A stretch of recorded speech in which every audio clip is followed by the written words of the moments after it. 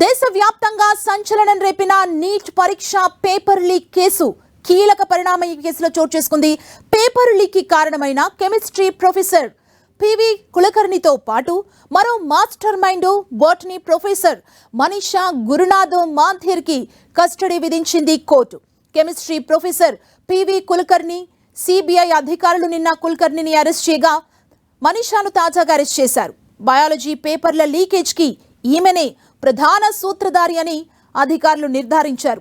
వీరిద్దరిని Delhi rows avenue కోర్టులో హాజరుపరచగా ఈ ఇద్దరిని సిబిఐ విచారించేందుకు కోర్టు అనుమతి ఇచ్చింది. ఇద్దరిని 10 రోజుల పాటు సిబిఐ కస్టడీకి అప్పగించింది రౌస్ అవెన్యూ కోర్టు. నీట్ పరీక్ష పేపర్ లీకేజ్ వెనుక అంతర్రాష్ట్ర ముఠా ప్రమేయం ఉందని భావిస్తున్న సిబిఐ నిందితుల్ని లోతుగా విచారించాల్సిన అవసరం ఉందని కోర్టుకు తెలిపింది. పేపర్ ఎక్కడా లీక్ అయింది, ఎవరెవరికి చేరింది, ఇందులో ఎవరైనా ఉన్నారా అనే కోణంలో విచారించేందుకు 14 రోజుల కస్టడీ కావాలని సిబిఐ తరపున న్యాయవాదులు వాదించారు.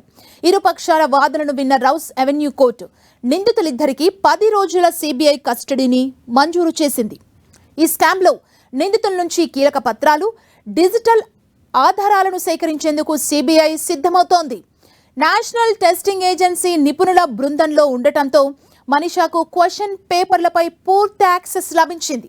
మే 14న అరెస్ట్ అయిన మరో నిందితురాలు మనీషా వాగ్మారే ద్వారా పలువురు విద్యార్థులతో వీరు ఒప్పందాల్ని కుదుర్చుకున్నారు. ఏప్రిల్లో వీరికి ప్రత్యేక తరగతులు నిర్వహించి బాటనీ, జువాలజీ ప్రశ్నల్ని ముందుగానే వివరించి నోట్స్ రాయించారు. మే 3న అసలు పరీక్షలో అవే ప్రశ్నలొచ్చాయి.